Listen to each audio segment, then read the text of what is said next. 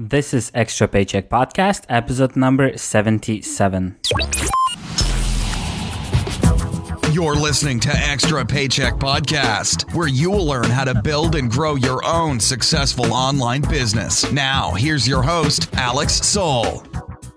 Welcome to yet another episode of Extra Paycheck Podcast. This is episode number 77, and this week's special guest is Allison Schaaf from prepdish.com, where she provides a weekly meal plan to you so you don't have to break your head thinking what to cook and how to cook it. Great episode ahead of you. Enjoy it. Hi, Allison, and welcome to the Extra Paycheck Podcast. Hi, how are you doing? Thanks for having me. Allison, please tell us a little bit more about yourself and what is that you do as a business.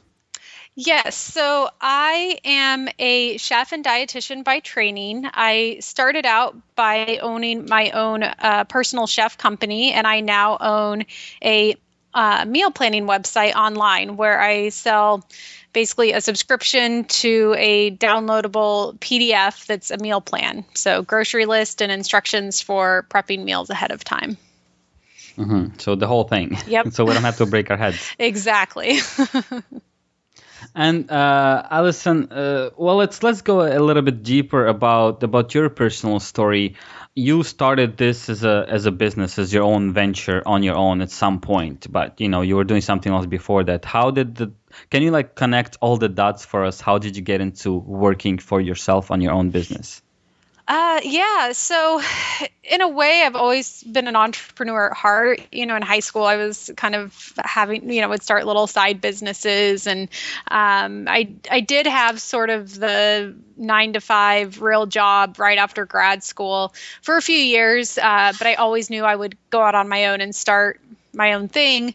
And when I went to do that, the personal chef thing is what came up so I'd actually been a personal chef in high school. I had worked for a family there during the summers. It was sort of a family-run business, and I had cooked for them every day. And that's what sort of led me to falling in love with cooking and inspired me to go to culinary school. So anyway, when I looked to start my own business, the personal chef thing made sense. It was something I'd done in the past. I knew how to do it. I enjoyed doing it. So that was sort of my first step, was starting that personal chef company. And I got that going, really enjoyed it. It worked out well for a few years. I actually still have that business. It's still going today. It just got to the point where I realized long term it wasn't the best fit for me and what I wanted out of life, I guess you could say. I was looking for, something that was a little more flexible in terms of schedule. I really love to travel a lot, so I wanted to be able to leave. And, when I was cooking for clients, I couldn't take off and go on trips all of the time. So I started looking, I kind of knew I need to look online and see what I can do. And I also wanted to reach more people. With the personal chef company, I was limited to only so many clients, whereas once you get online, you can reach a much larger audience. You can reach, thousands and thousands of people. And so that's where I sort of came up with this idea is okay, well, what am I doing now? And that is going into people's homes and cooking their meals for the week. And how do I do that, but for more people? Well, basically, instead of me going, I just give instructions on what I would do. And so that's what I came up with is, this plan of what's the best way to efficiently prepare healthy, tasty meals each week. And I wrote all that out. And now I give that out to subscribers across the country and across the world. And so it's been a really great way for me to reach more people and also make more money. So that makes a lot of sense. This is why I love internet so much, because just like you mentioned, it opens your business up to pretty much anywhere around the world. And what's cool that it's open 24 hours a day, 7 days a week, regardless if you're sleeping or not. People could, purchase your products, your services. They could interact with your content. So that's really awesome. Yeah, it's been really fun.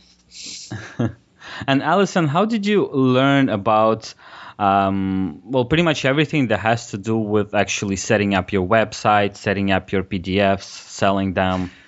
stuff like that. All that online marketing stuff. How did you learn that? Well, I will say first, it's like a constant learning process, right? Like there's so much still to be learned, but it's sort of, the school of hard knocks is what I like to call it. I've had to just jump in and figure it out. And sometimes it's easy and sometimes it's not. And, I've made mistakes along the way. I remember my first website for Prep Dish, I built it out and it was this gorgeous website and I get it up and I was living in Austin at the time. And, a lot of my friends are techies and they looked at it and they're like, what platform is this on? And I said, well, it's custom.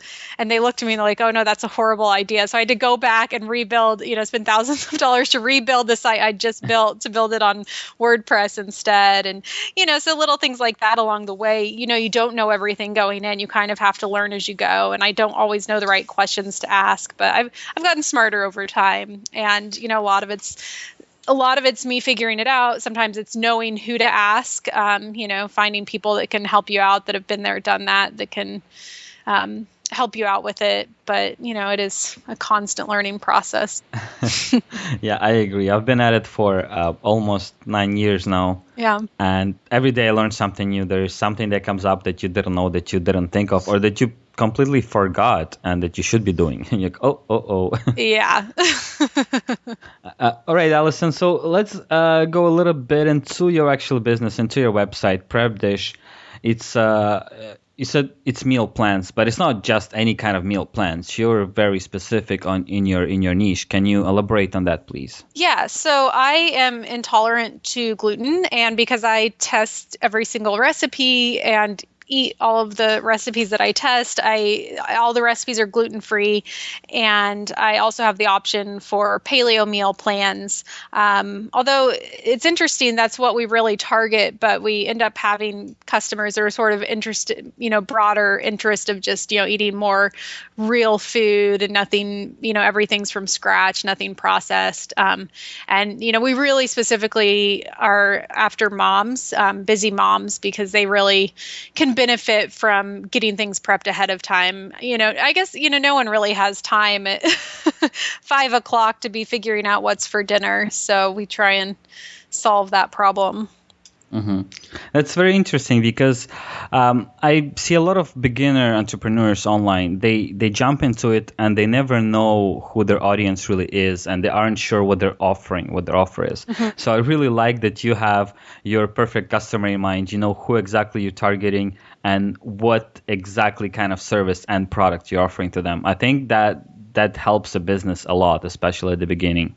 Oh, it's so helpful. And, it's just really important to know who they are, so you know how to speak to them and how to talk to them and, how to best communicate. It really makes a difference. Yeah, you don't want to be all over the place. I think it's just a lot harder to push a service. Imagine in your case, imagine if you were just doing meal plans of all kinds of meals and everything.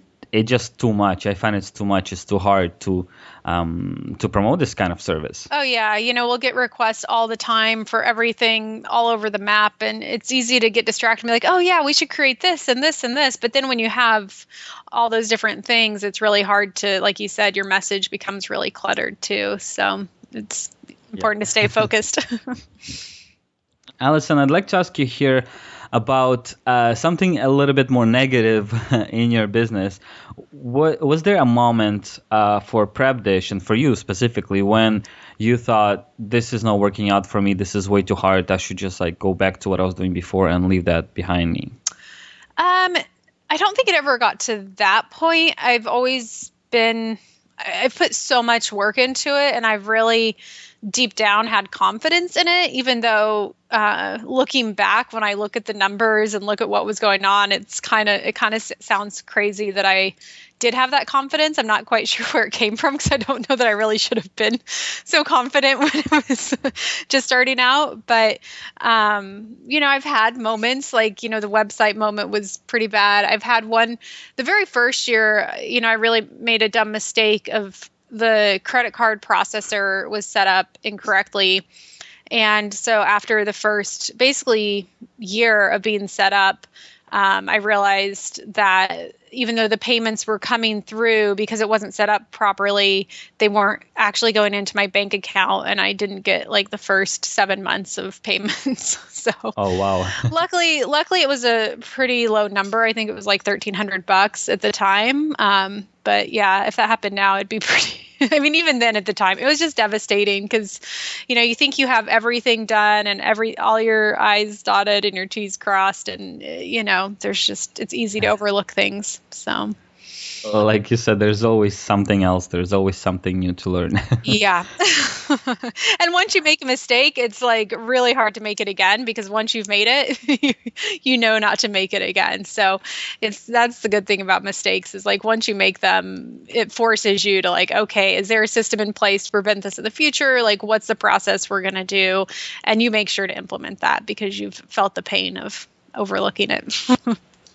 Yeah, totally. Like a lot of great entrepreneurs, they say those aren't mistakes, those are learning experiences. Exactly.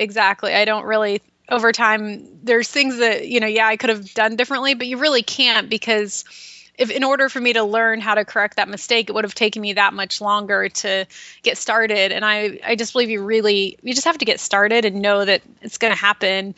And it's better to be doing it than to just wait until you know it all, because you'll never know it all. Yeah, exactly.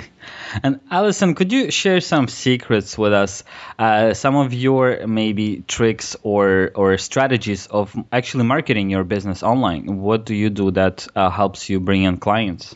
Yeah, so a lot of different things. I would say actually the most important, and this isn't direct, how I do my outreach, but I think the first thing is, before you start trying to implement in any sort of marketing, is to really track everything you do. I use lead pages to know when people are visiting certain pages and how many people are clicking. And then I use coupon codes. So I know, I would say 80 to 90% of my subscribers, I know where they came from because they've used a coupon code from the person that referred them. So that's really important to just know like what's working and what's not.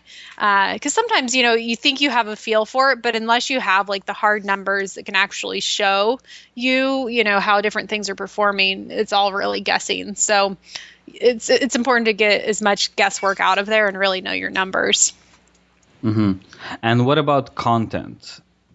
What kind of content are you using to market your service? Yeah, it really varies. I mean, it's a meal planning site, so we do a lot of recipes and things like that. And then, but also even. So it's partly content, but some of it's more so, getting to know the right people and having people that can recommend your service, different influencers. So, bloggers or, any more, and that's another thing that's constantly changing. So now, maybe before it was bloggers, and then now it's Instagrammers or someone on Snapchat, or, it's just figuring out where the influencers are at and where your audience is at too. Like, my audience of moms, they're not really on Snapchat yet, but they're definitely on Instagram. So, and probably YouTube. Yes, YouTube and Facebook, they're all, Facebook continues to be the one, the most popular one for my subscribers, but it's a little harder to reach people on Facebook nowadays. So. Yeah, totally. And I've seen a lot of people who build businesses online.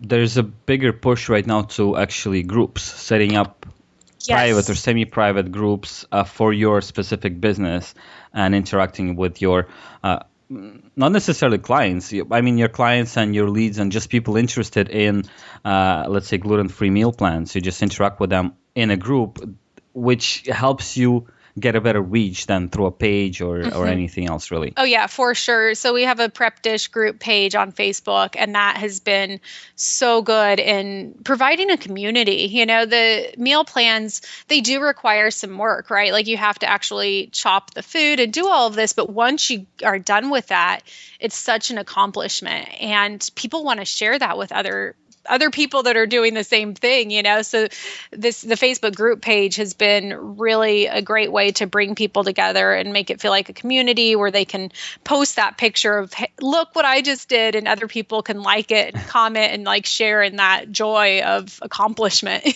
So the Facebook group page has been awesome. So yeah, that's a great idea. So Allison, are you doing the Prep Dish mostly full time? Is it where the most of your income comes from? Yes, yeah, it's definitely full time. And for how long have you been doing that? So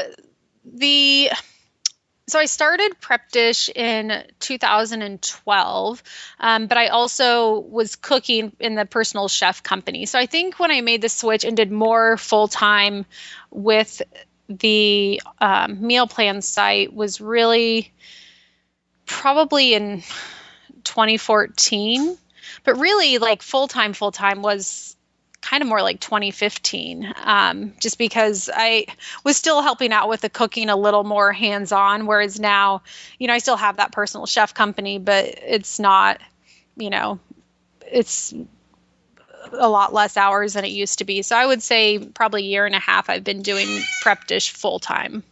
Mm-hmm. So, yeah. Yeah. Thanks for sharing that. And I hope everyone who's listening who keeps wondering and asking me questions, if you could start a successful business in a month, or telling me that they started a website 3 weeks ago and they haven't made any progress yet. That's the thing, guys. It's not that easy, and it's not an overnight thing. You have to look into a long term, and you have to aim for long term. Yeah, definitely. I mean, I've been at it for over 4 years now, so it takes time. Yeah, slowly but surely. Exactly. Right, Allison, and I was looking at a pricing on your website for your monthly subscriptions, yearly subscriptions, and I'm curious, how did you come up with the actual figures, with the actual numbers? Did you do some kind of testing, or how did you come up with the exact numbers that you have right now? I looked around. So I looked around just to sort of see what the market rate was for meal plans, and I found in general it sort of there was an average range. And I actually aimed to go a little bit above. Well, I mean, I'm still within the average, but I'm on the upper end of average, only because when I compare my meal plans to others, I feel pretty strongly that, they're high quality meal plans. They're the best ones out there. So, I wanted to price that accordingly and be seen that way. So, I mean, I did that and set it at $14 a month and haven't changed it since. That seems to work pretty well for us. And then, we have an annual and premium subscription as well, and just kind of based those so that they were a cheaper per cost month than the $14 a month. Well, you need an incentive to get someone in for a year. Yeah. And I totally agree with you that when you have a superior service or better quality than someone else, you should be pricing it at a higher price. That's logical. Yeah. I mean, ours because we have this prep ahead day. And so because of that, we don't have any software or anything that spits out a meal plan. It's, we're doing each single meal plan by hand and editing by hand. And it's pretty time intensive. So yeah, for that. I could only imagine that's a lot of work. Yes. All right, Allison. So the next question would be about, I guess, the future that you see yourself in, because as you said, you always felt like an entrepreneur at heart. And what do you think will be your future in, let's say, 5-10 years? Will you stick to Prep Dish and make it even bigger than it is? Or are you thinking of maybe starting other projects, mainly online projects? What are your thoughts on the future? Yeah. So right now, that's a great question. Right now, next 5 to 10 years, I definitely see myself still with Prep Dish. I think there's so much more that I can do with it. There's a lot of room for growth. There's so many people out there that need help with making their meals. So, I see the potential. So I definitely see myself still working on growing Prep Dish.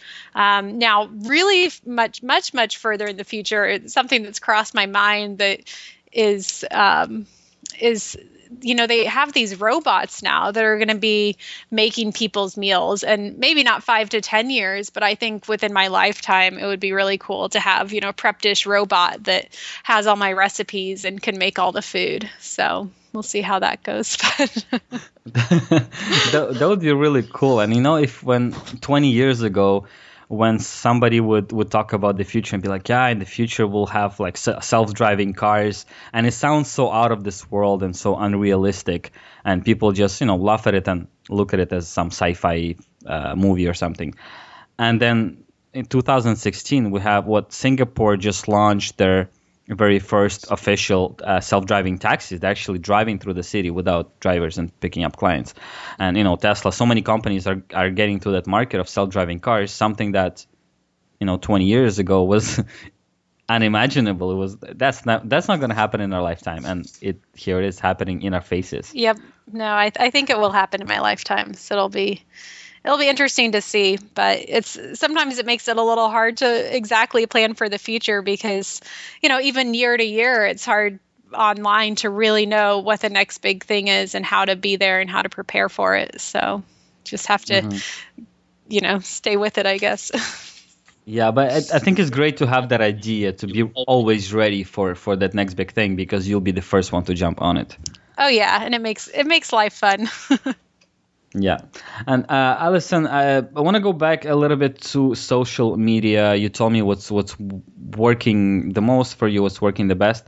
But are you the kind of a person and a business to always jump on the newest social media platform, or are you more like me who actually waits a little bit and takes it slowly and thinks, I don't know if I should jump on to, Snapchat or whatever it is musically right now? How are you treating those social platforms?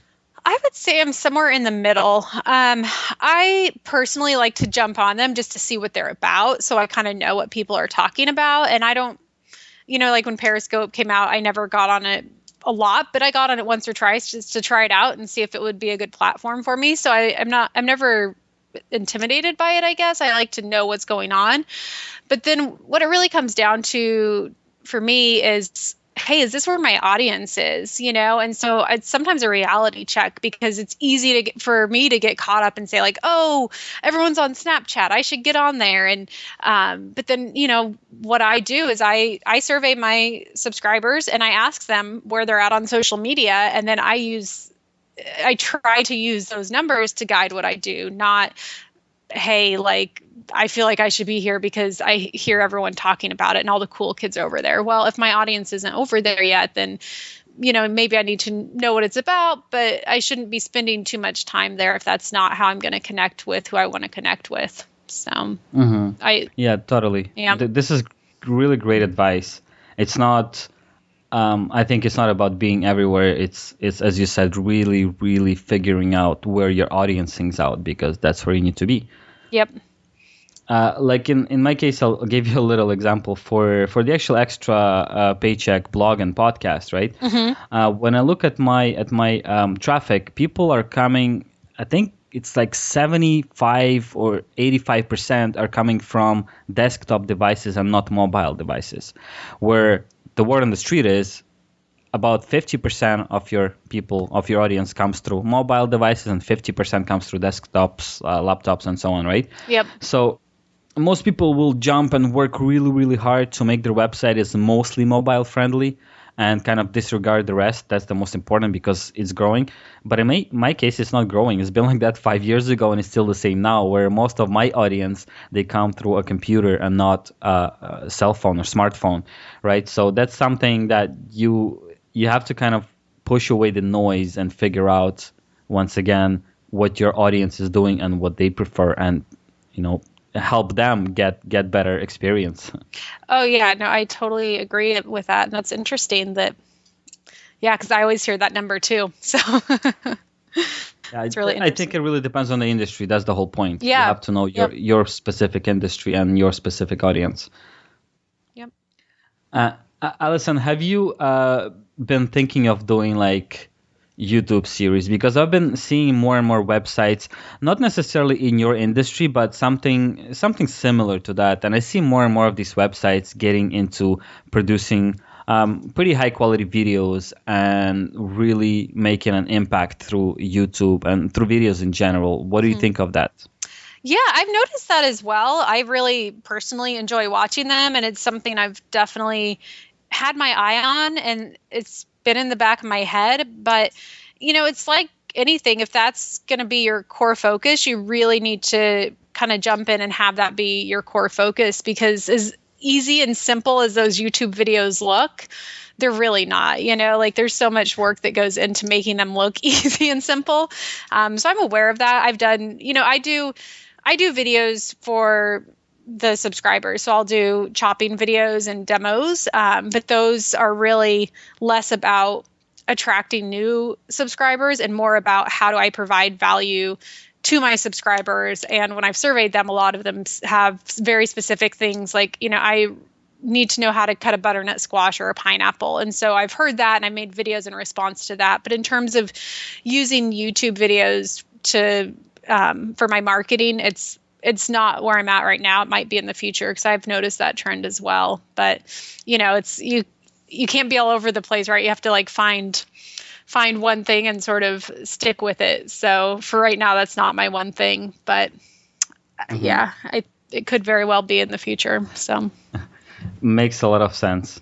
Yep. All right, Allison, I have another question for you. And this one would be advice, your most important advice to someone who is trying to start a business, mostly online. So a beginner entrepreneur, what is that biggest, most important thing they should pay attention to?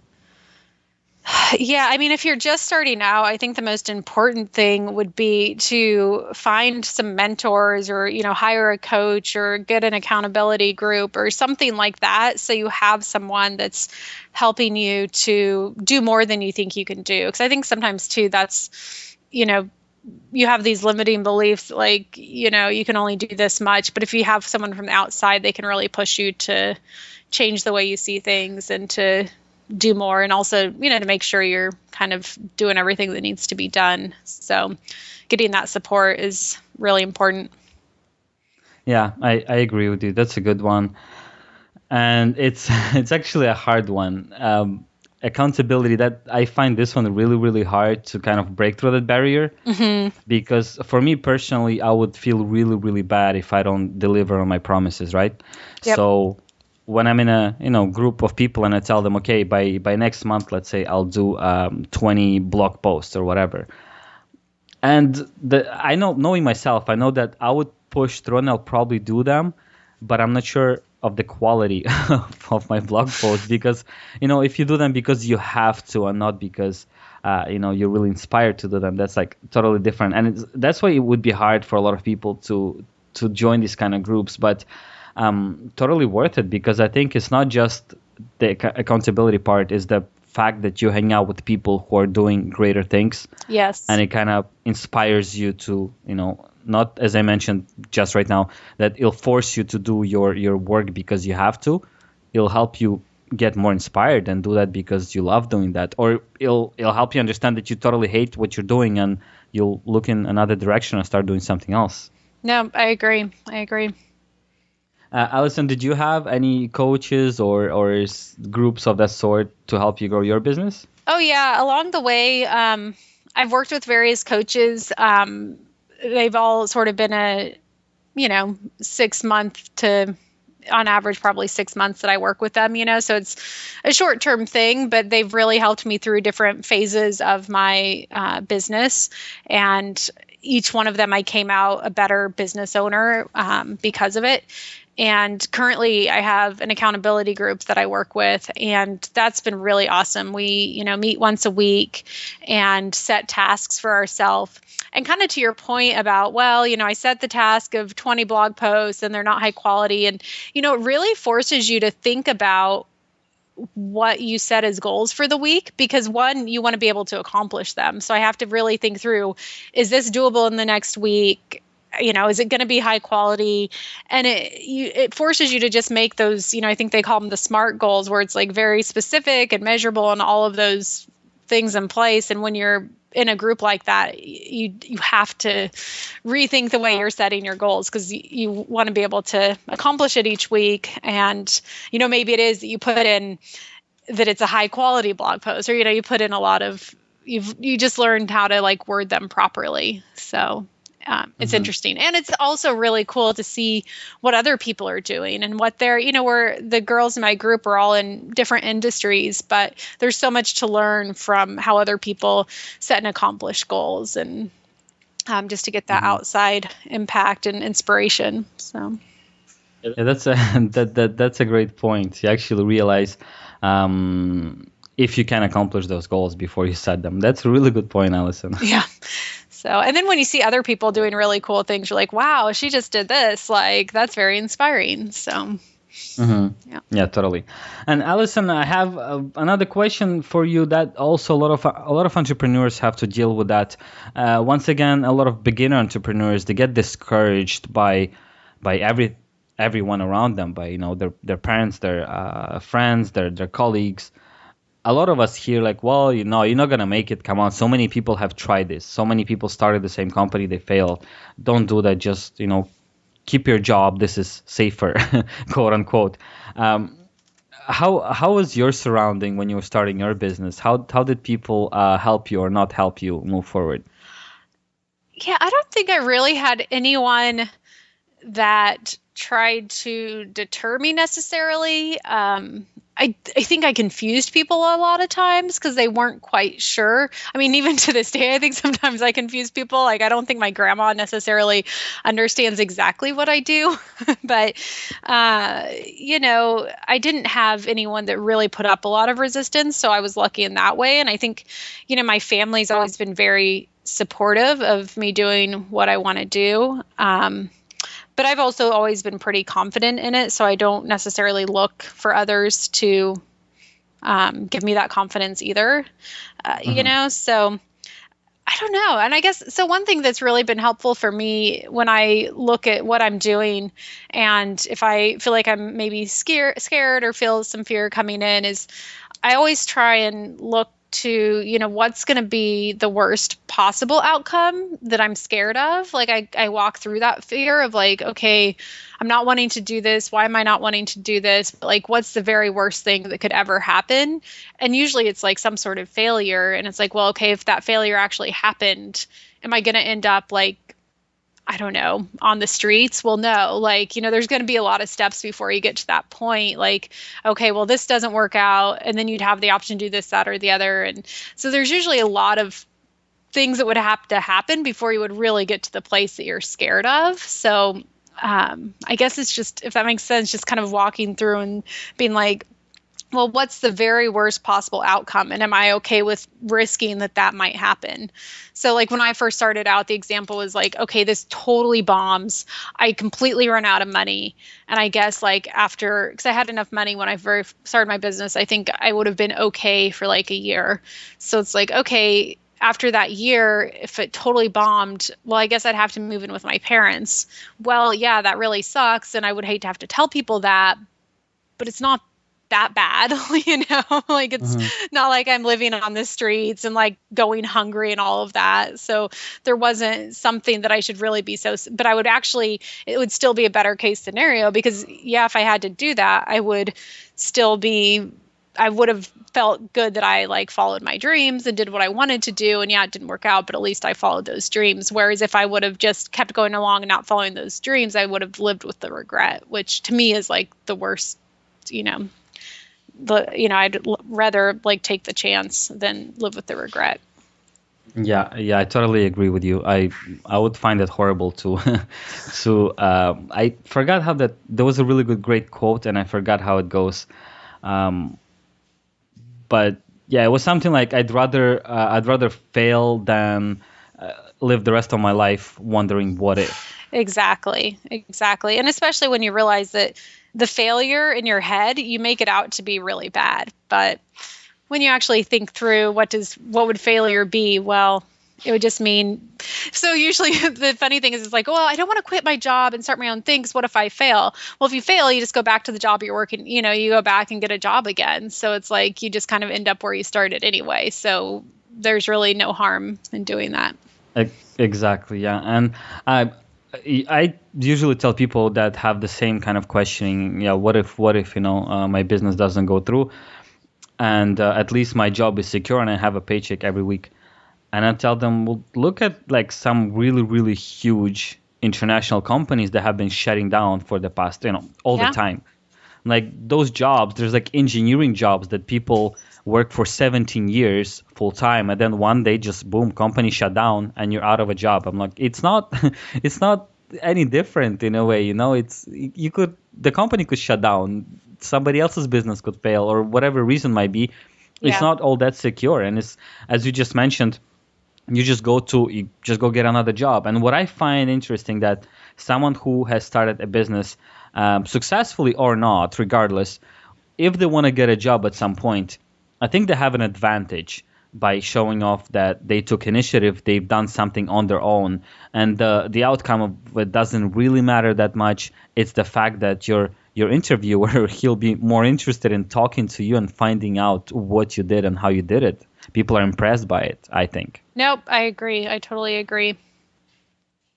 All right, Allison, one last question for you, the show. Would you be able to name like the biggest, the coolest thing, the thing that you love the most about owning your own business?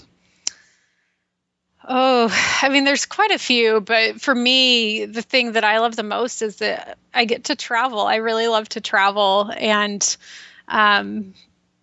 it's great that I have that flexible schedule, or I can do my work from anywhere. So it's been a lot of fun. In the early days, I didn't get to do that, but now that I've been at it for a little while, I've figured out a way to make that happen. And this past year, I've really gotten to go on some amazing trips, and it's been pretty awesome. So yeah, thanks for sharing that. And I totally agree that location independence is a big motivator for a lot of people who start online businesses. Mm-hmm. That's the whole point of being online. Not the whole point, but I mean, for those people, that's the whole point, that they could earn their living from virtually anywhere in the world. Yep. That's a really awesome feeling. Yep, it is.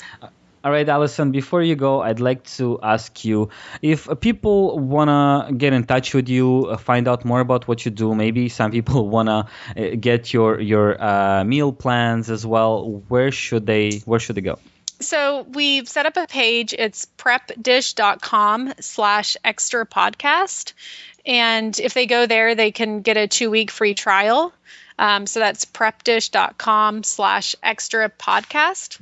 Or I'm also on social media. I'm at PrepDish on Instagram, Facebook, Twitter. I am on Snapchat sometimes. So all of those places, just PrepDish is the best way. Awesome. Thanks for sharing. And I'll make sure to put that in the show notes for people who should be trying out your prep dish. Thanks for the offer. I'm sure people will appreciate it. And Allison, thank you so much for being on the show today. Thank you so much for having me. Thank you so much for tuning in to this week's episode of Extra Paycheck Podcast. As usual, I will be putting up a show notes page at extrapodcast.com/77, where you will be able to find all the details from today's show as well as the links that have been mentioned. Also, head over to extrapodcast.com/iTunes to subscribe to the show. And you haven't already, please do leave a rating and a review for the Extra Paycheck Podcast, which will help me and the show tremendously. Thank you once again for tuning in, and I'll talk to you next Monday.